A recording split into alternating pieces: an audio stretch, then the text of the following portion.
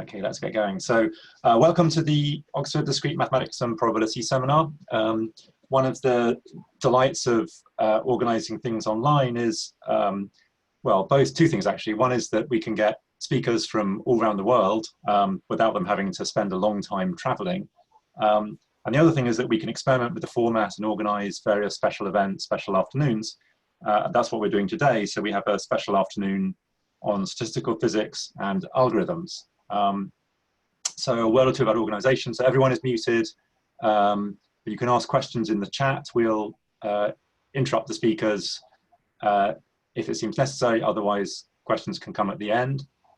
I think that's all I need to say. So it's a great pleasure to have as our first speaker, Dana Randall, who's going to talk on Markov chains for programmable active matter.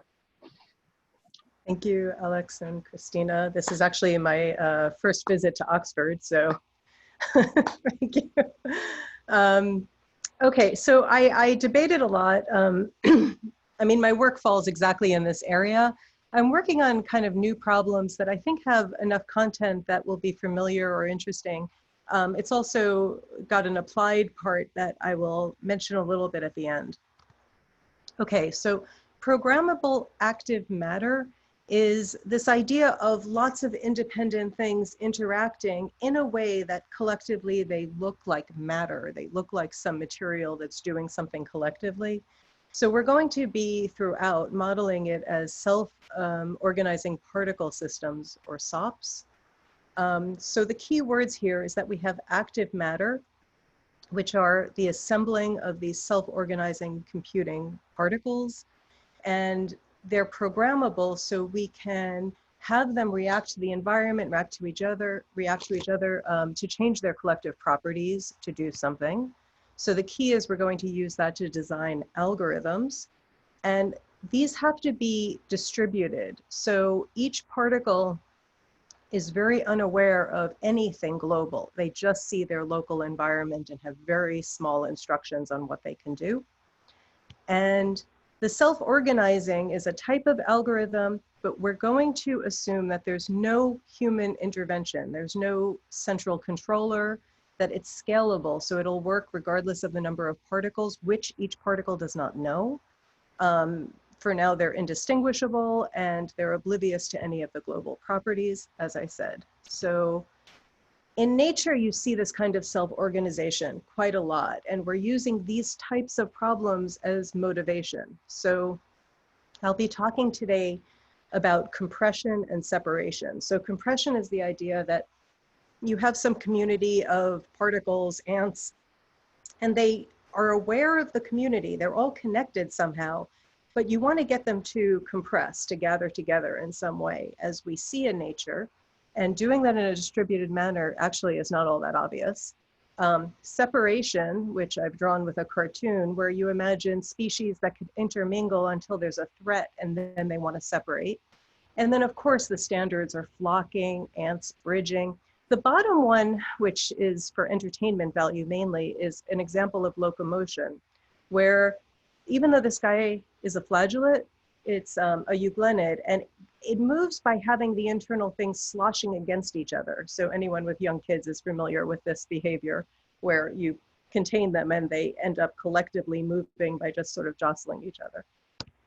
And then we have a whole bunch of applications that are becoming more and more ubiquitous in various fields. So sensing in materials, self-regulating, this is called smart paint, the second picture. Certainly in health, for monitoring health and assisting surgeries when you have a bunch of very small things interacting together for a purpose and exploring terrains. And that's how we get funding from the military. Okay, so our model is going to be for self-organizing particle systems. In the first half, it's going to be what's called the geometric amoebot model, which says that you have a bunch of particles sitting on a lattice, and the particles do not have names. They have no global orientation. They don't know which way is north, for example. They have constant size memory, very small memory. We do allow them to have chirality, which in our algorithms they won't need, but they could distinguish counterclockwise and clockwise. and they interact by local communication via edges. They actively move, and I'll show you in a second how they move, and everything is happening asynchronously and concurrently. So to move, a particle might explore. So it sort of stretches out and scouts a site it's thinking about going to. It now has constant information about the new site and the old site, and then it might decide to move. Okay, so that's the decision-making process of each of the particles. Okay, and so for compression, as I said initially, we're going to be looking, can we use distributed rules in order to get this collective to compress? So on the left, you see something that by our judgment is non-compressed, and on the right, something that is compressed. So first of all, we have to define what we mean by compressed. So the definition I'll be using is that a configuration is alpha compressed if its perimeter is at most alpha times the minimal possible perimeter for that number of particles on the lattice. Okay, so we're giving it a little bit of leeway, but in particular, on the left, you have something that has linear perimeter, and on the right, you have something that has square root n perimeter, where n is the number of particles. Okay. Okay, so the compression algorithm, this is work with Sarah Cannon, Josh Damude, and Andrea Risha, is a stochastic algorithm, which is probably in this community, what came to mind for a lot of you is to do something stochastic. Stochastic algorithms really weren't used in these models previously.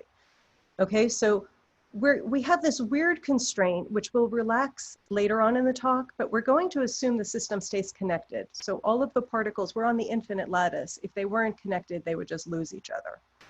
So we're going to maintain connectivity. We're going to use Poisson clocks to activate particles so that we don't have a central controller saying next. And we're going to use metropolis probabilities. And the whole insight is that we're going to converge to a weight which is reminiscent of a ferromagnet. So the weight will be lambda to the number of edges in the particular configuration for some lambda greater than 1. And here's the obvious metropolis algorithm. Says we fix this lambda, we start in a connected configuration. When a particle activates, we pick a random neighbor or a random node, a neighboring node rather. If it's unoccupied, we move with probability, which is the metropolis probability to converge to this distribution, and otherwise we do nothing. And I say, and certain properties hold, which is some local condition we use to maintain connectivity.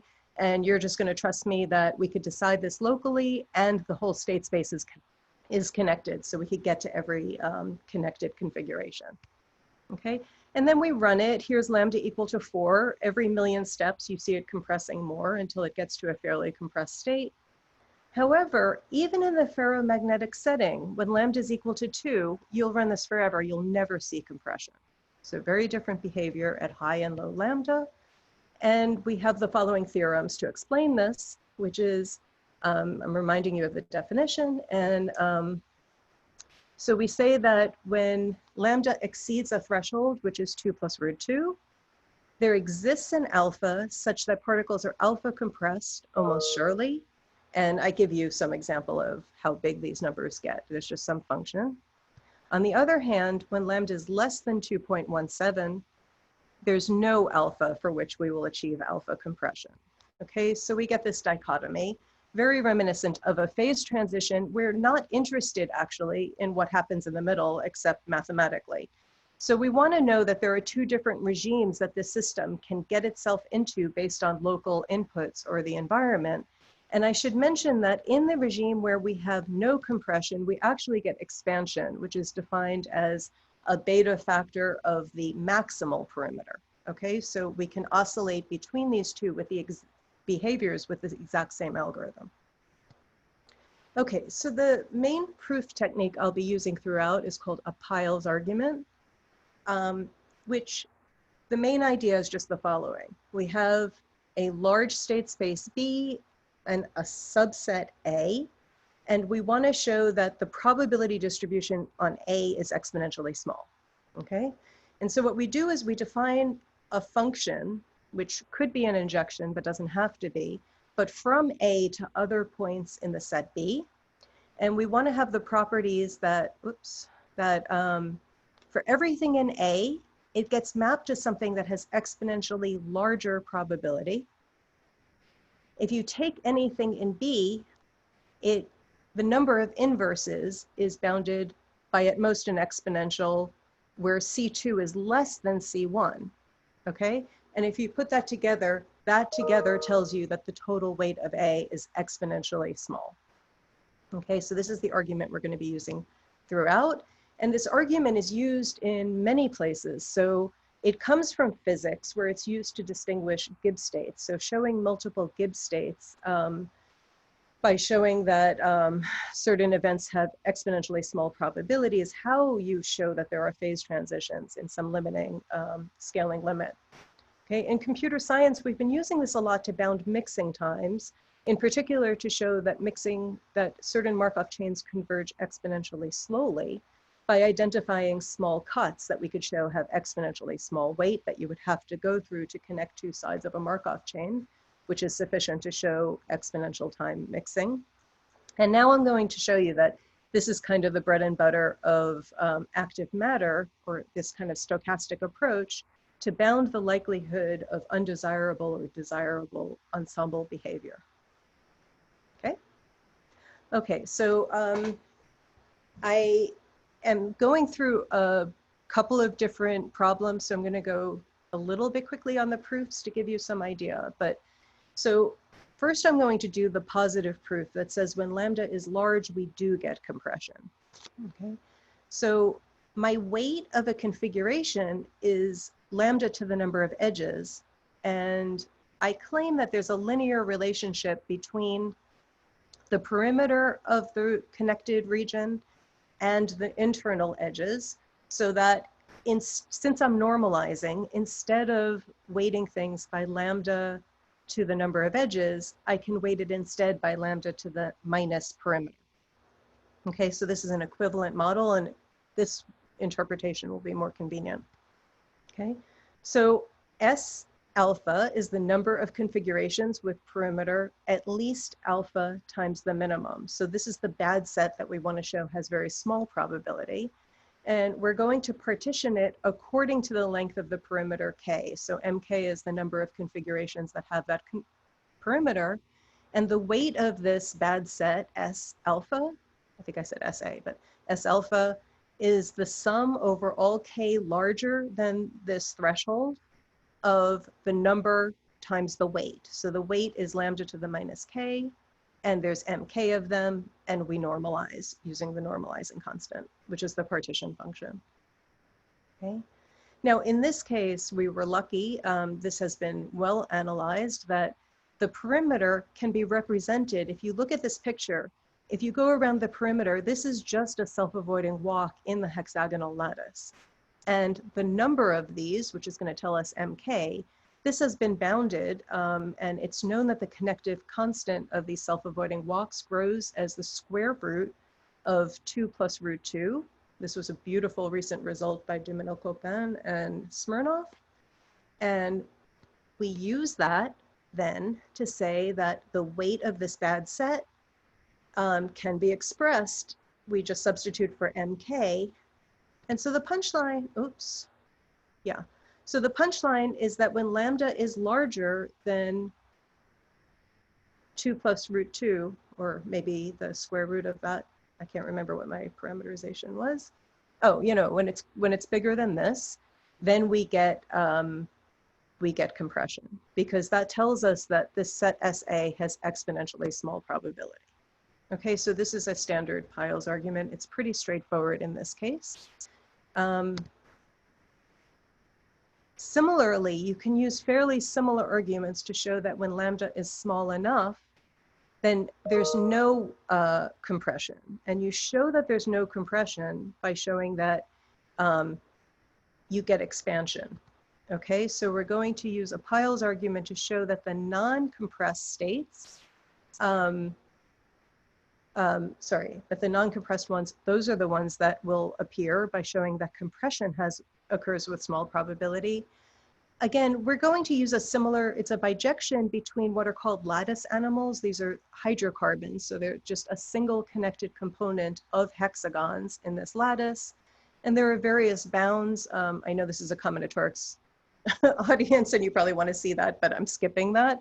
But you can show that the normalizing constant is at least this bound over on the right, and that says that when lambda is smaller than 2.17, basically the number of configurations is going to dominate, and so the weight that you get from having things compressed loses out to having them spread out when you have many more configurations. Okay, so these were our proofs for compression. So are there questions? Or are we? If not, I'll move on to the second problem. Okay. Okay, so now I'm going to talk about separation, which could also be thought of as speciation. So I showed you this previously. I'm imagining that I have two different species of organisms that are interacting during favorable times. But then when there's a threat or a resource is depleted, they separate, and they separate so that they are with their own kind, okay? And this is a behavior that actually is quite common in various species. So to formalize this, we're imagining colored particles.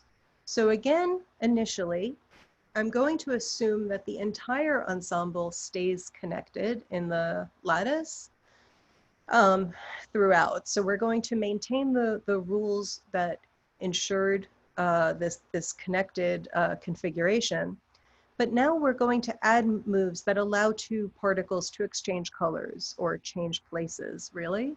And we want to get to a configuration which is both compressed and separated. So something on the right, you could see that not only does it have now a square root n perimeter, but each color class has a square root n perimeter. In order to have this work, to connect everything and to get the proofs to work, we're relaxing connectivity within the individual color classes. So if you're on the infinite lattice, as long as the overall ensemble stays connected, it's okay that the individual colors disconnect. Okay. So now I need a more complicated definition of what it means to be separated. And it's motivated by this idea of a small perimeter from compression. Okay. So I'll just mention that something like looking at the perimeter of the particles will never work because you'll always have a linear number that are disconnected if you allow them to be disconnected. So you'll never achieve a total perimeter of square root n. Okay, so we're going to say that a configuration is beta delta separated if there exists an R. So here's my region R. R itself can be disconnected, it usually won't be, but it doesn't have to be the boundary of where I have a bunch of particles. So you'll notice this particle on the top, I don't put in R because I want R to have small perimeter. Okay, so I'm getting rid of the fuzziness. So the number of particles on the boundary of R, so the perimeter of R, is beta, scales as beta times root n. The density of the particles inside R is high and outside of R is low. Okay, so this is capturing the idea that we mean by compressed for this particular color class, if I have these two different colors. And on the left, you can see that there's no way I could put down a region with small perimeter that captures most of the black particles and leaves out most of the gray particles, which is what the definition requires. Okay, so here's our Markov chain for separation. So again, it's going to be a distributed algorithm that takes no global input and has no central controller. By the way, I will mention that most Markov chains sort of have this property, but if you think about it, you really are using often some sort of global information at various points. So it's just something that needs to be checked to make sure that this is valid in this model. Okay, so we again are going to ensure this global connectivity. And now we're going to use metropolis probabilities to converge to two factors. We're going to, the probability will be lambda is the compression parameter to the number of edges. And then gamma is going to be the separation parameter, which is going to be to the number of monochromatic edges. Okay, so we could control these separately. We can ask for a configuration to be compressed and separated, expanded and separated, or the others too, right? So here's my algorithm, which is just the metropolis algorithm, again, to converge to this distribution, ensuring that the entire configuration stays connected, which we already showed we can do. Okay, so it's just the standard thing. And here are some simulations by an undergraduate last year that I had, Cem Gokman. So on the top, you see the compressed configurations. I think it repeats, yeah. So when lambda is large enough, we're going to get compression, and on the left, you see it's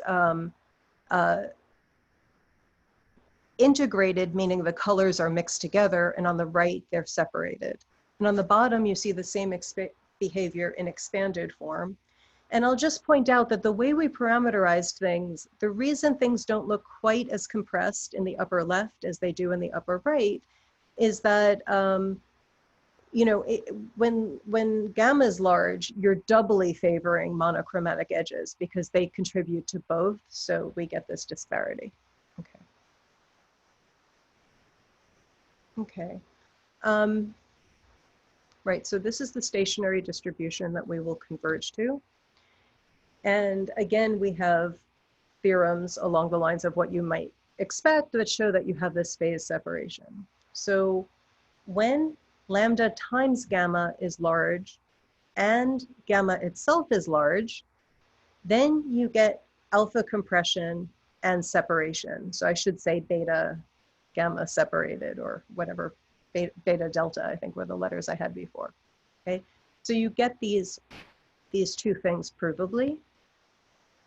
And here it's a little bit trickier because when you're showing compression, now you have to distinguish the monochromatic and the heterogeneous edges, and they're going to contribute differently. And that means that when you do these standard arguments like I did for compression, the rearrangement when you do this mapping causes all sorts of things to get mixed up, and you don't necessarily have the same kind of control over the number of edges of each type. All right, so to explain that, I'll show you a false proof first and then the real proof. Okay, so here, the stationary distribution can be expressed. I had it originally as lambda to the total number of edges on the top, and then gamma to the number of monochromatic edges. But I can rewrite that as lambda times gamma to the minus perimeter times gamma to the number of heterogeneous edges, to minus the number of those. Okay, so I'm replacing m of sigma by the total number of edges minus the heterogeneous edges.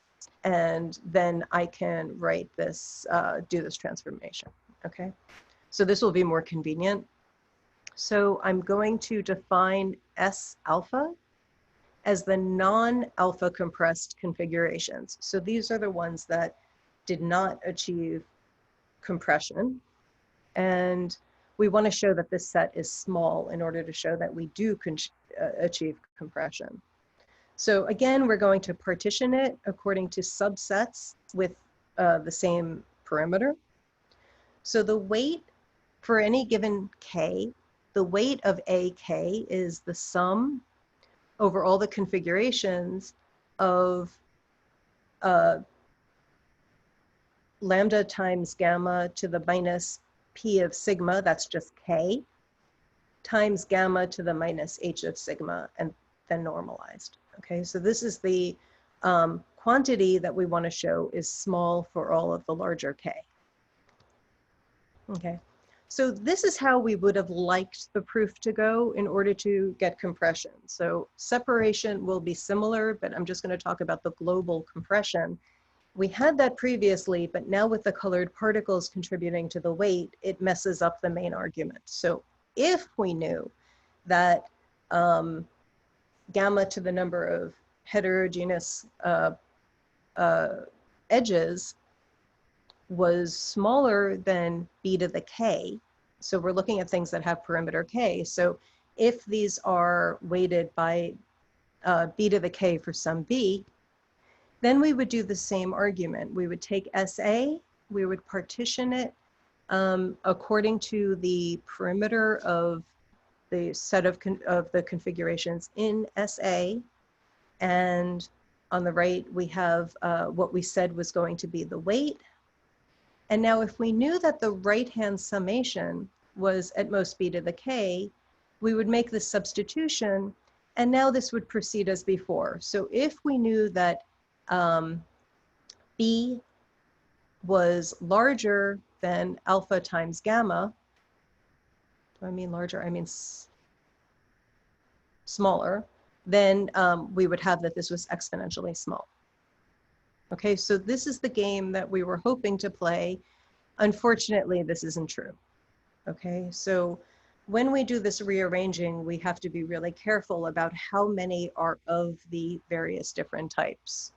Okay, but morally, it feels like this is the right the right approach to show this. And since Will is in the audience, I will invoke the cluster expansion, which I learned completely from him. All right, so so we're going to have a different proof now. And here's the idea is that we're going to look at configurations. Like when we do a Peierls argument, the vanilla kind, we're actually doing an explicit mapping from the bad things into the larger set. And we can talk about that mapping because it's explicit. Here, it won't be explicit. We're going to be looking at the totality of sets with various characteristics and mapping those. And then we're going to talk about their weighting in terms of these defects that occur. So what I mean by that is instead we're going to use what's called polymer models. These are, I guess, defects in some models, that makes sense, where you have to keep track of some information in the particular configuration. All right, so we're going to look at the interfaces between two color classes, which we will define as a loop. It has to be closed. Gamma of lambda will be the set of interfaces. So these are the possible loops that exist in a configuration. And moreover, if they are the interfaces of a particular configuration, they're pairwise disjoint.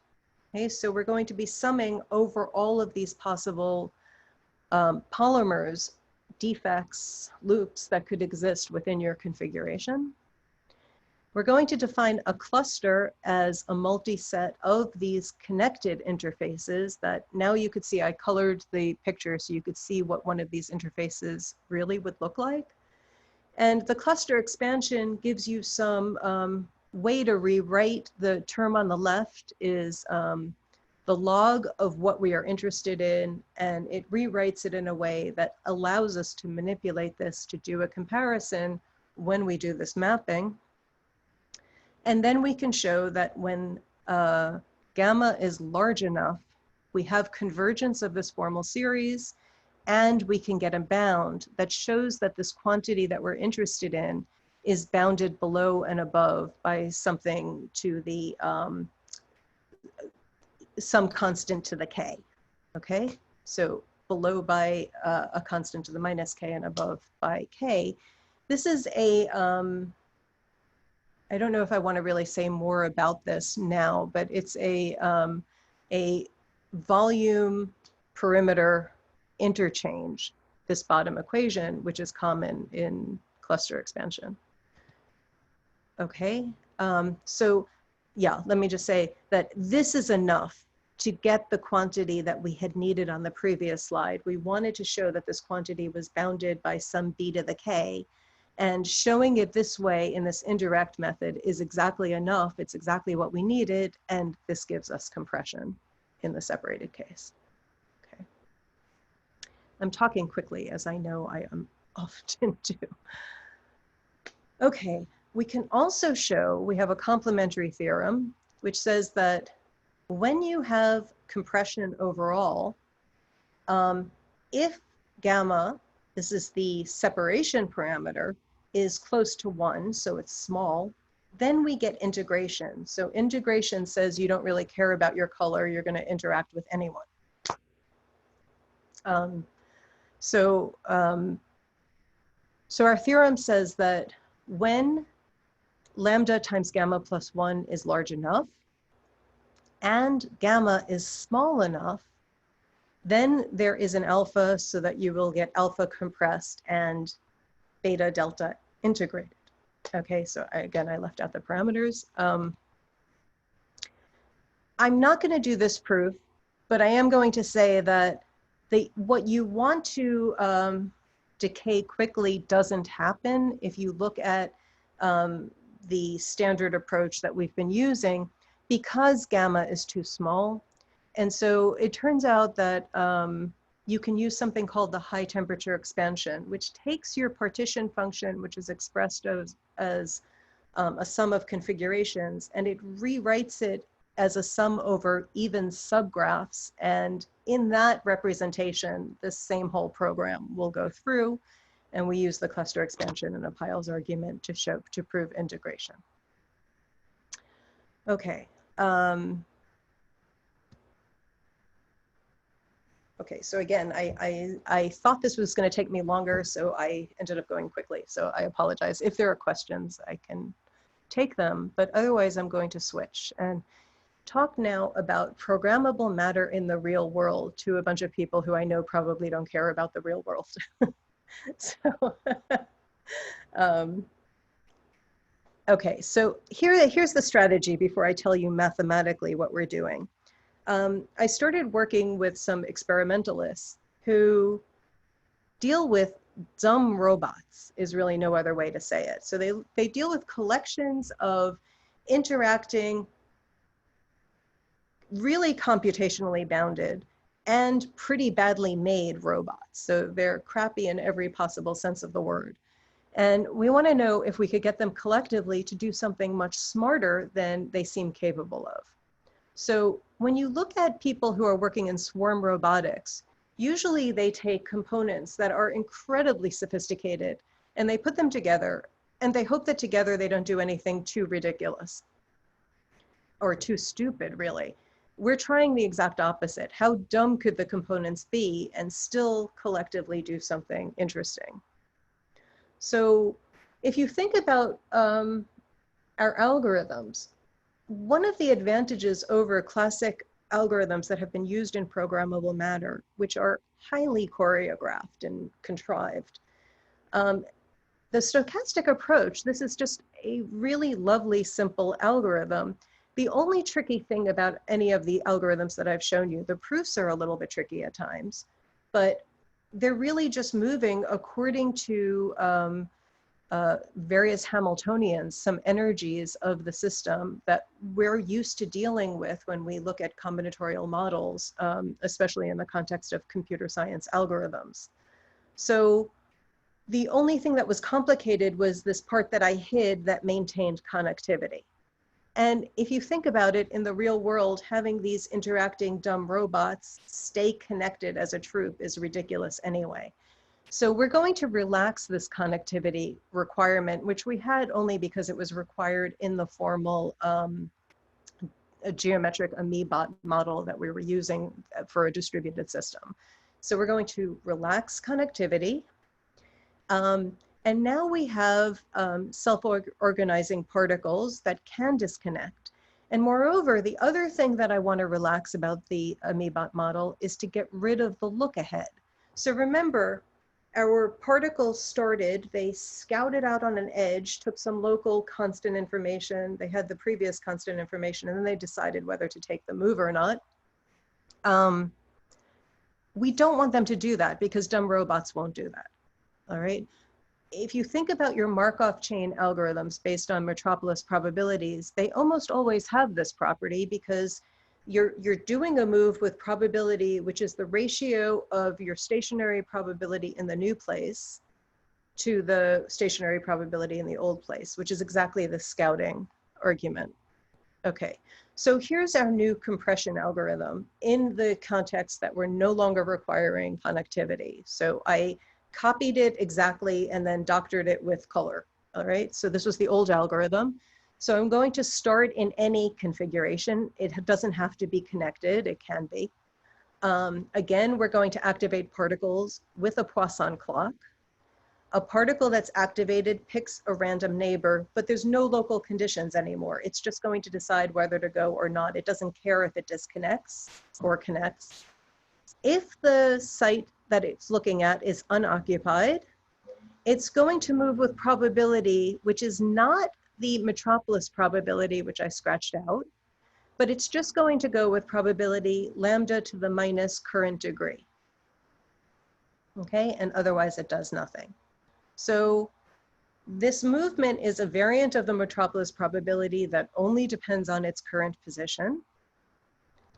I will mention that when we, again, showing compression and so forth, it's going to follow the strategy that we've been using, proving connectivity of the state space, not of the configuration, but showing that you could get everywhere. Now this is trivial. I mean, before we had to come up with rules and very carefully verify it. Now this is easy. But now in order to show compression in this context, we have to show, it's a little bit trickier to show that the things come together. But this strategy that we just outlined in the context of separation is exactly the one that will work here. So again, we use a Peierls argument in the cluster expansion to get separation and to get dispersion. To get aggregation or compression, as well as dispersion, which is when the parameter is small. Okay? The key thing here, though, is that this new variant on the metropolis algorithm, which was not necessary in order to get aggregation in this case, it could be implemented mechanically. It doesn't require the scouting. It's incredibly simple. Okay, so I'm going to again talk about aggregation. I need to know what I mean by aggregation. So remember that in the connected case, I was just talking about the perimeter. It should be no surprise that now our notion is going to be similar to what we had for a single color class in separation, because you could imagine the entire thing saturated. So it's exactly the same analogous definition. So on the left, we say, so I'm switching to the word aggregation instead of compression, because now it's, now that they're disconnected, compression doesn't seem like the right term. So I'm using them somewhat interchangeably. Dana, may I just ask a quick question? Absolutely. Just from the previous slide. When you say degree of V, what precisely do you mean? The current degree in the configuration. In the configuration. Yeah, sorry. Thank you. Yeah, so in its current configuration, how many neighbors does it currently have? I don't care how many neighbors it will have in the new position. So that was what I had calculated previously. So the change in the number of edges was just a local calculation based on the new number of neighbors versus the old number of neighbors. And now I'm just using the old number of neighbors. Okay, thank you, Christina. All right, so so on the left, we say that it's not aggregated. On the right, it is aggregated. And we're using an analogous definition that if it's aggregated, there is some region. It is a region in the lattice. It doesn't have to be bounding particles. So it's an uncomfortable definition for those of you who bound configurations of particles. It's dense internally, it's sparse externally, and the perimeter of the blue region is square root n, order square root n, okay? And this is enough to distinguish systems that look aggregated from systems that aren't aggregated. And moreover, we can prove similar theorems to what we had before, that there are two thresholds. Above one, we get aggregation, and below one, we get no aggregation. And in fact, where we're showing provably we don't get aggregation, we show it by showing that we get dispersion. So dispersion says that there is no such, no matter what the parameters are, you won't be able to define this region. Okay. So now we want to know, we have this, now it really is a simple algorithm. We got rid of the only thing that was complicated was this connectivity. There is some computation that they do, right? They say, if I have a lot of neighbors, I don't really want to move much.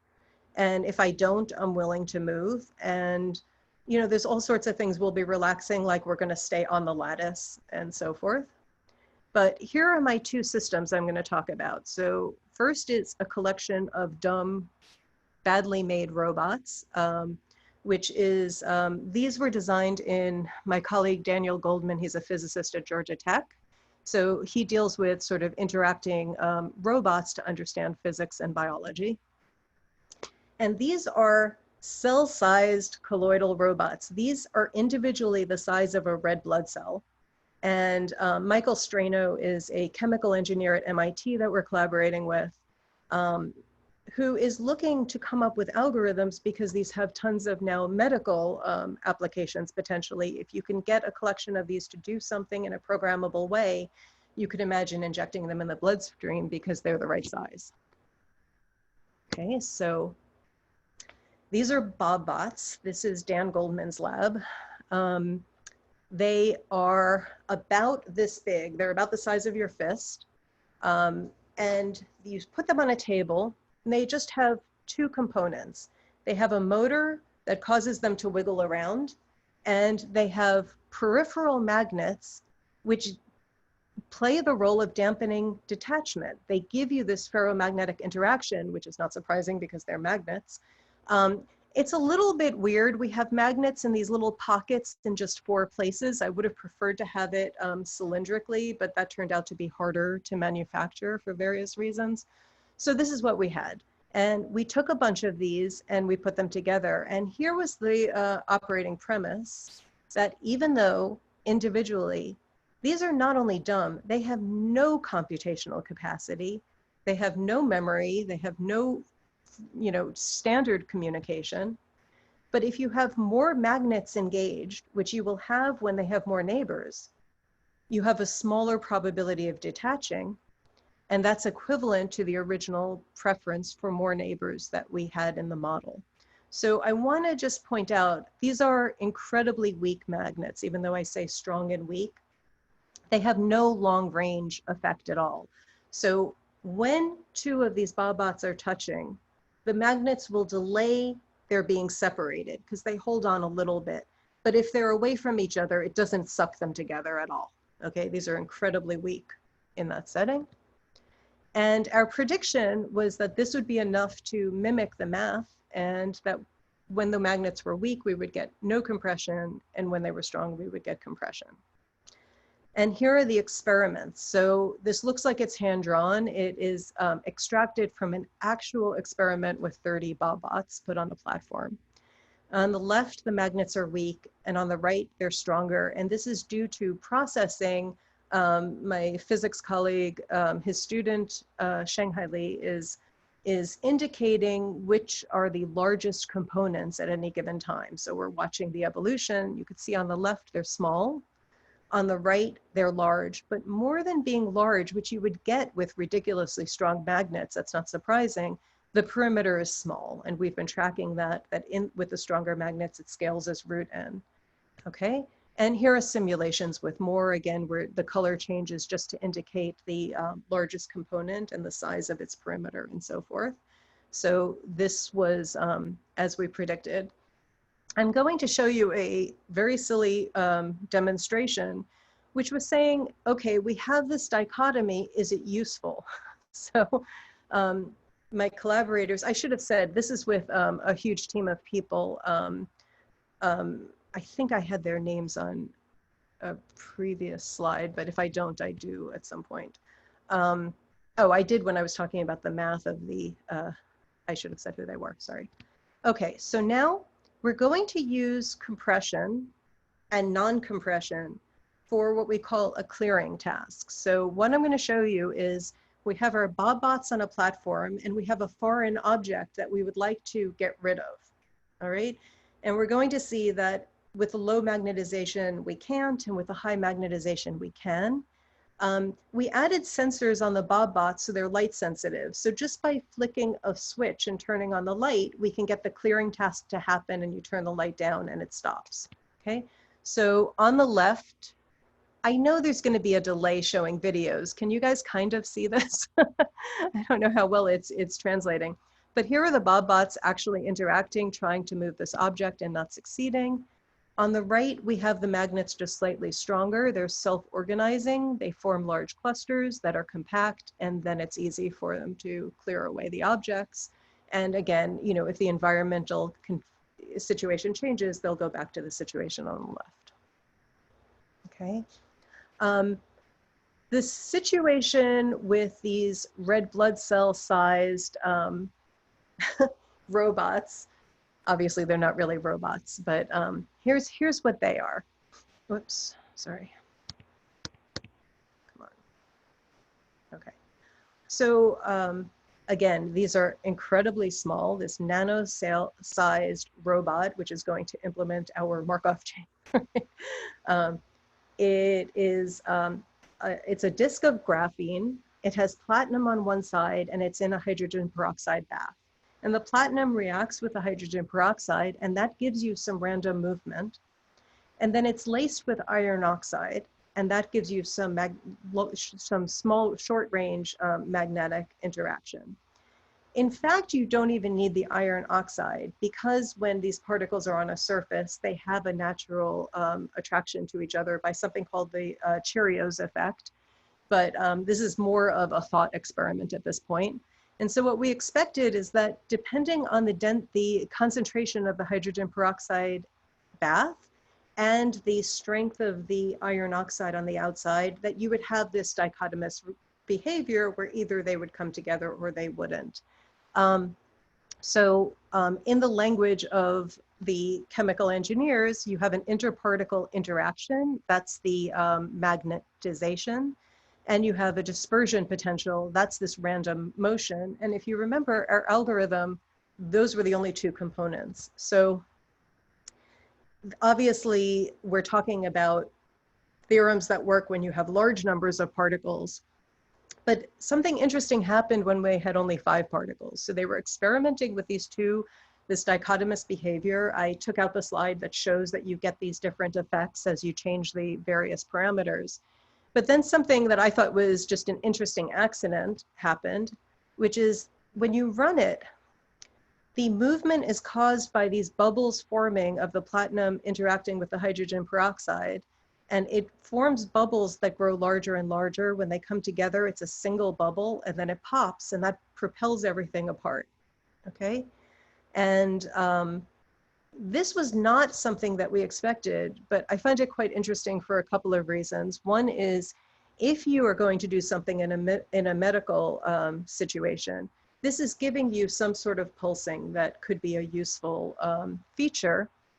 I also find it interesting because although I don't want to get into politics, I live in a state that now has a heartbeat law, and this is showing that you could simulate a heartbeat with 5 molecules the size of a red blood cell, which I don't think anyone here would think is life. So you could interpret that however you want. So let me just get out of this.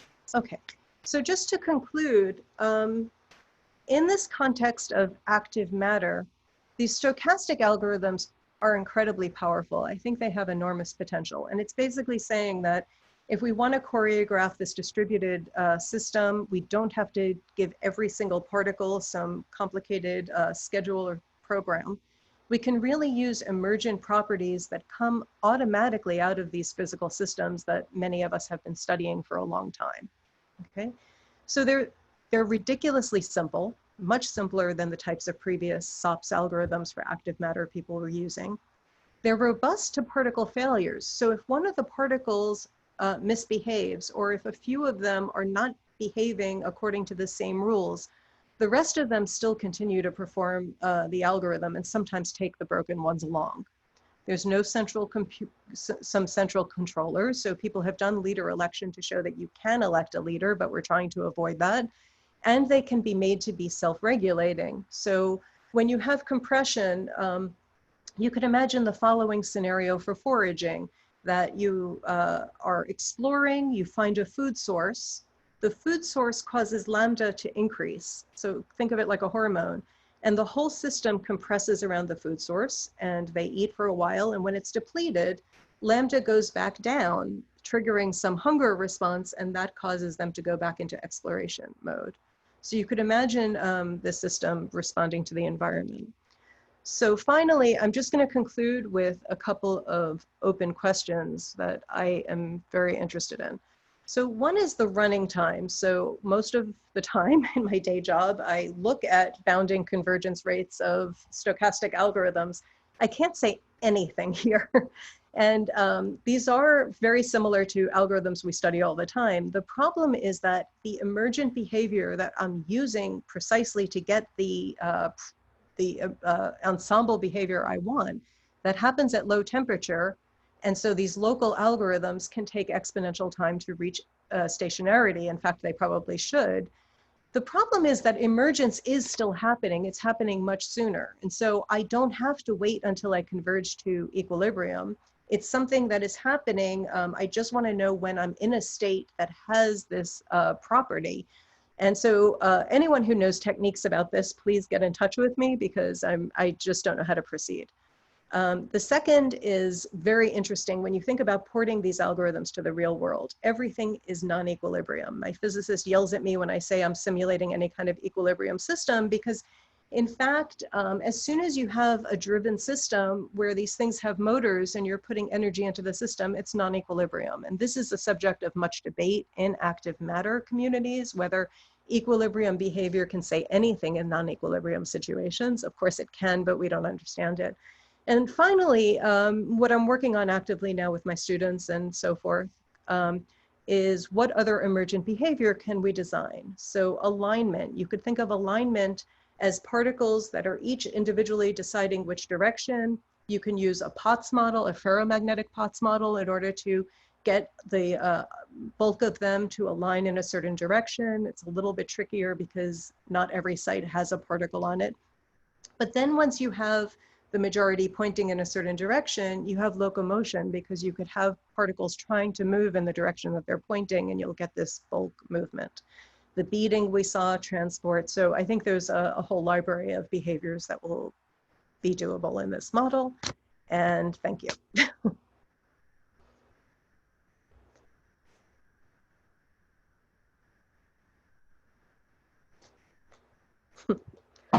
Great, technical issue at this end. So thank you, Dana, very much for a great and very absorbing talk. If anyone would like to ask questions, please do signal in the chat and we'll unmute you. Maybe I could start things off by asking, so in the first part of the talk, you were talking about these very local rules, and you were looking at connected systems. How did you kind of maintain global connectivity with these kind of local updates? So it's a really good question.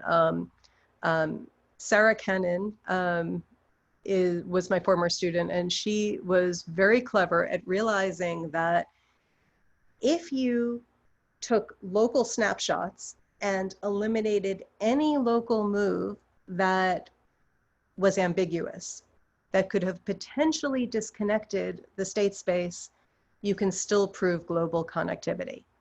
So we have a table lookup, which you could do with constant size memory. And it says, if you look like this and you're going to a site that looks like this, just check whether there's any scenario in which that could be disconnecting or putting in a hole. So when I say connected, I really mean simply connected for the configurations.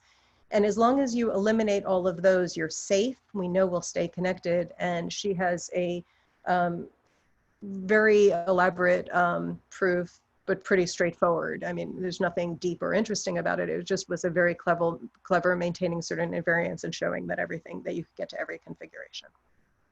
Okay, nice. Does that make it harder to show connectivity of the state space? Or is it still? That's what I mean. We're showing connectivity of the state space, even if you eliminate all of the moves that could potentially change the connectivity of the configuration. I'm sorry, I'm using this word in two different ways. I see. So yes, it is hard to show that, but she found a set of moves that achieve both. Okay, and the other question I had, a slightly vague question, but you talked about these various emergent behaviors at the end. Are they easy to define? So, I mean, you can look at something and say, clearly that's beating, but maybe it's less clear how you measure that or recognize that. Well, so the beating is not something that I have worked on directly. It was discovered by this lab at MIT, and they have done, they've taken, they're measuring it by the mean displacement from the centroid of the configuration.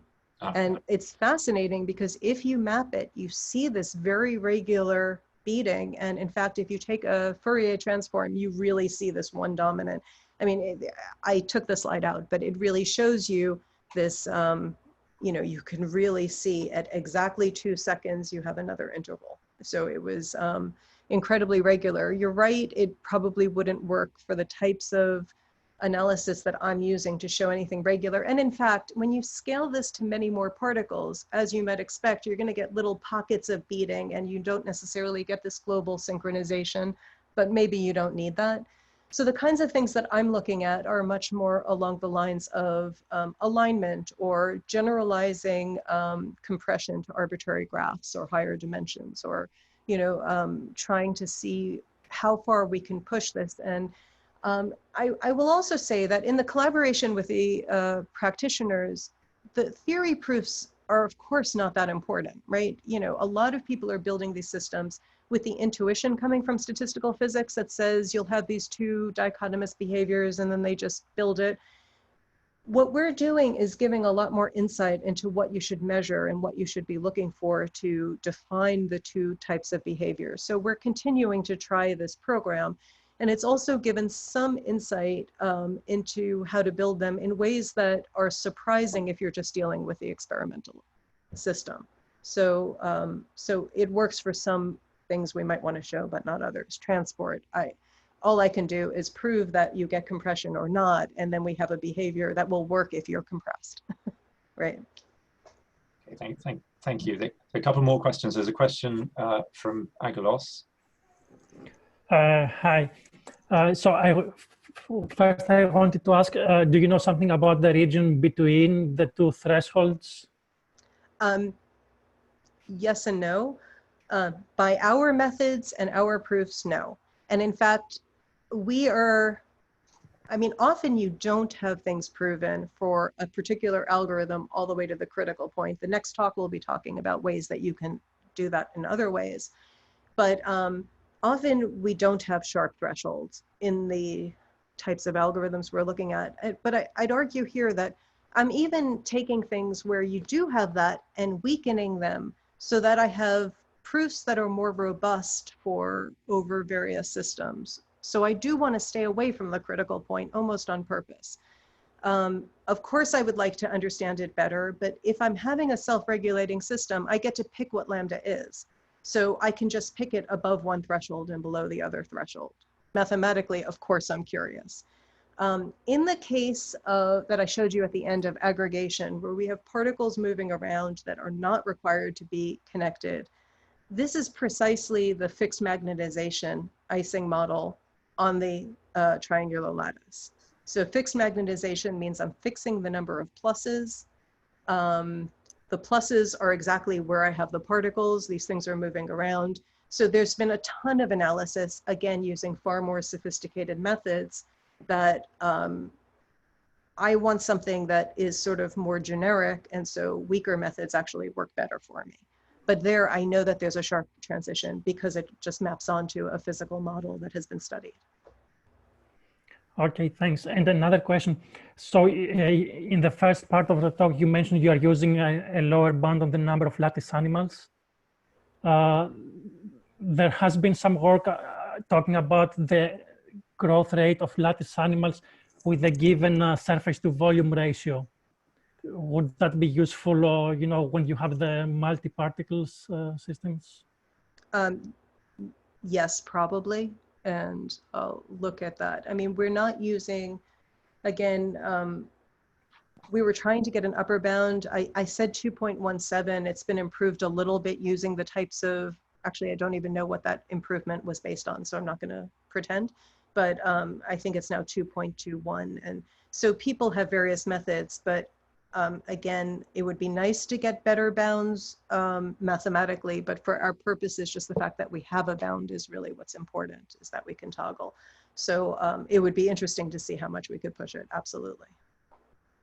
Okay, thanks. Thank you. These were good questions. A very nice talk, thanks. Thank you very much. And we had a question from Joe Ellis Monaghan. Joe, would you like to ask a question? Yes, so I was wondering what the format of the Potts models were in that last question on the open questions slide. The format? Yeah, so are the additional terms usually in there? Are they linear? Are they quadratic? I mean, you've got the interaction terms in the Potts model, understand. and then a plus stuff. Yeah. And I was just curious what the stuff. You know, we're experimenting with different versions. So here's an easy one. If you imagine that you have any lattice and every site is occupied by one of our little robots, our particles, and they're just deciding which way to point based on information from their neighbors. The direction they're pointing is exactly maps onto a color, and this is exactly the Potts model, ferromagnetic Potts model. In our case, we have empty sites. So we're not assuming that everything is occupied by a robot. The robots are moving around, they find each other. So we're combining two objectives. One of them is this compression or aggregation if it's disconnected. And the other is this alignment. And so when you have these two competing goals, it's easy to come up with many variants of Hamiltonian, but it's hard to know which ones you could prove something about. So I was vague just to say that, so right now, just proving that you get compression and alignment, I'm working on that currently with my students. And each of those objectives individually is not that hard to prove. So we're trying to see how we could push through the combination to get something where they're interacting and coming up with some consensus behavior among the majority. Does that make sense?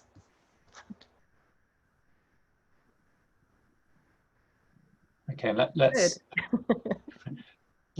squeeze in one last question. Sure. So there's a question from Tyler Helmuth. Tyler? Yeah, I just wanted to say that for alignment, there are models studied in the statistical physics literature about the pneumatic rod models where you can actually prove things about alignment. So that's one thing that I was wondering if you tried. Yeah, I mean, we've looked at various Fishek models, and there's yes and no. We have some that we're pretty sure will work, so we haven't really explored doing it in this context and proving that things are a distributed algorithm with very minimal computation required. Many of the models I've looked at don't apply, but obviously I don't know all of them. So I was just saying this because for pneumatic rods, just using entropy to prove that they align, there are proofs that basically, well, there's one proof that basically uses the tools you've mentioned or sophisticated versions by Margherita Disertori and Alessandro Giuliani. So in some sense, they've done some of the work, although it's not in a canonical framework, it's grand canonical, but it might be interesting. Yeah, I understand, I appreciate it. We actually have, I know this work because we've looked at something in the context of colloids, non-overlapping discrete things with bars. And so there's connections to various models that have different parameters, but they're all using the same general principle. But I will definitely look there for the proofs, so thank you. It's very useful. Thanks for the talk. Okay. Okay, thank you. Okay, thank you very much. I think we've run out of time for questions. So I'd like to thank Dana for a wonderful talk. So at this point, we'll stop recording, and we'll unmute everybody, and I'll invite you all to overwhelm Zoom with a simultaneous applause.